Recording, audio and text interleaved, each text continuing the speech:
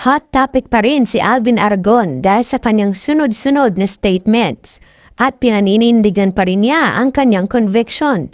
Dahil dito walang preno niyang tinira sina Glock 9, Kay Brosas at Ian Veneracion. Narito ang buong detalye.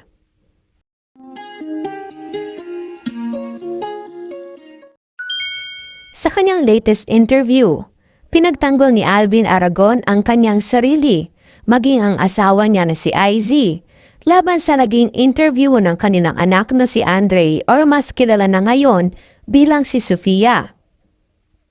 Matatandaan kasi na noong February 17, nagpa-interview si Sofia kay OG Diaz at dito niya inilahad ang lahat ng kanyang pinagdaanan at kung gaano raw hindi tanggap ng kanyang stepfather na si Alvin Aragon at ng kanyang ina na si IZ ang kanyang pagkatao bilang isang miyembro ng LGBTQ.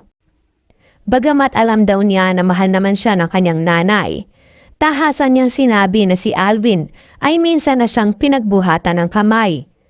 Dahil sa mga karanasan niya na pagdesisyonan niya na lumayas at tumira kasama ang kanyang tunay na ama.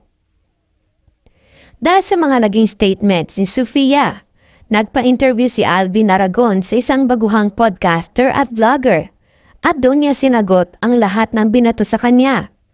Nadamay pa sina Glock 9, Kay Brosas at si Ian Veneracion. Paliwanag ni Alvin, bilang isang ama, ang totoo raw na pagmamahal sa isang anak ay ang itama ang mga pagkakamali nito at ipaalam kung mali o tama sa paningin ng Diyos ang ginagawa ng isang anak. Sinabi niya na hindi sila masamang magulang ni IZ kay Sofia dahil ang pagtama raw sa desisyon niyang maging trans ay isang form ng kanilang pagmamahal. Hindi raw tama ang ginawa ng tunay na ama ni Sofia na itolerate at palakpakan ang pagiging trans sa kanyang anak. Dito na nadamay si Glock 9 nang sabihin ni Alvin na tuwang-tuwa pa raw ito na tanggap ang anak na isang miyembro ng LGBTQ at ginawan pa raw ng kanta. Ang tinutukoy ni Alvin ay ang kantang Sirena ni Glock 9. Maging si Kay Brosas at Ian Veneracion ay nadamay. Dahil very vocal ang dalawang ito, maging sa mga interview, natanggap nila ang kanilang mga anak na nagdesisyong maging miyembro ng LGBTQ. Nakarating naman ang video ni Alvin Aragon kay Kay Brosas at hindi matanggap ni Kay Brosas ang pagkakadawit ng kanilang pangalan. Sa kanyang post ay sinabi nitong ayaw na niya sanang magbigay ng opinyon o komento sa lahat ng mga nababalitaan niya tungkol kay Alvin. Pero dahil dinawit na raw ang kanyang pangalan, maging ang kanyang anak, ay napilitan daw itong magsalita. Sinabi ni Kay Brosas na wala naman daw dapat pakialam si Alvin dahil wala naman daw itong ambag sa kanila lalo't higit sa kanyang anak. Aware din daw siya na marami ang hindi sumasang-ayon sa kanyang desisyon na tanggapin ng anak. Marami din daw siyang kilalang mga Kristiyano rin na hindi rin naman daw okay sa desisyon niya pero marunong naman daw rumispeto. Hindi raw tulad ni Alvin na tila galit na para bang may inambag daw sa kanyang pagpapalaki sa anak.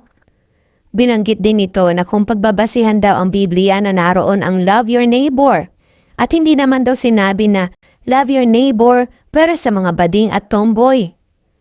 Hanggat wala raw inaapakang tao at may personal relationship kay Lord, wala raw dapat humusga.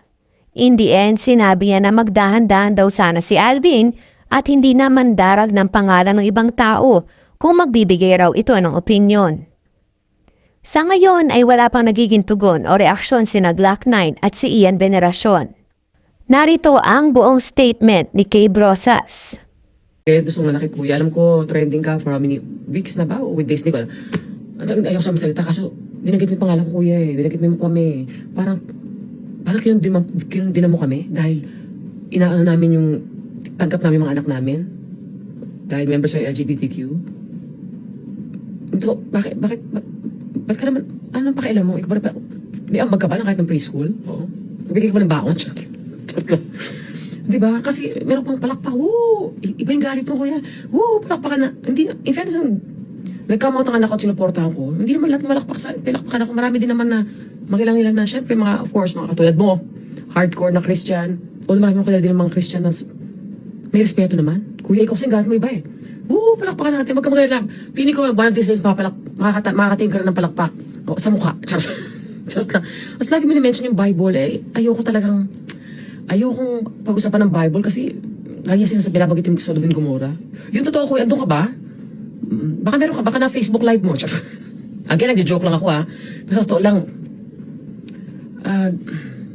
nairita ako sa totoo lang. Yun lang talaga. Ganda ako sa joke kasi yung galit ka sa buong member ng LGBTQ. Parang hindi lang sa LGBTQ+, sorry, medyo nag-ano. Yung galit ka sa mga panamit, yung mga songs and everything. Ang dami na. So yun na kayo pumunta sa langit. Pito? Naniniwala ko sa Lord accommodating. Oo, hindi yung magkataon ng pagdating sa pag namatay ako, tinanongin yan, natitignan niya laban ng puso ko. Makikita ay, di perfecto to, pero at least ganito, tama. Ganun na feeling ko, hindi yung ilang beses sumayaw ng spaghetti ko ba? Gumiling ka, di ba? Ilang beses ka na gano'n, nakita ko yung kot mo sa shorts. Di ba? Hindi ka mo, naniniwala ko na meron tayong Panginoon na accommodating. Oo, kasi feeling ko parang kayo-kayo lang. Meron ba kayong GC?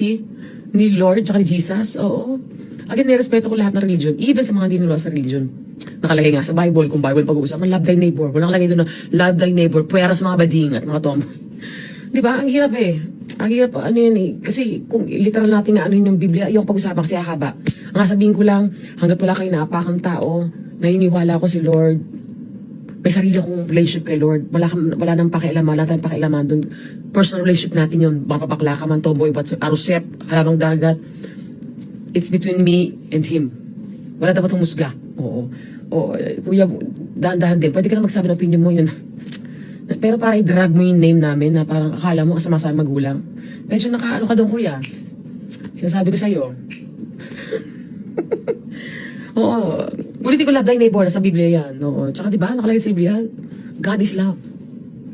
So, again, respeto lang sa atin, sa bilang tao.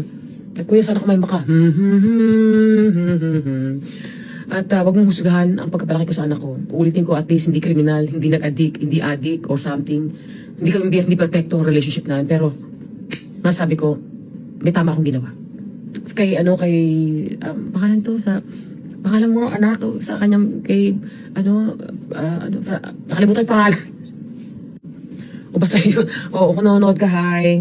I'm so proud of you. At I'm pretty sure maraming sumusuporta sa'yo. At, teka lang, at dahil dyan, spread love. At, again, respeto natin ng isa't isa sana. At kalma. Kumalma ka, kuya. Yun lang. Alam ko may mga nega pa rin dito, para walang pakialam. Hingma.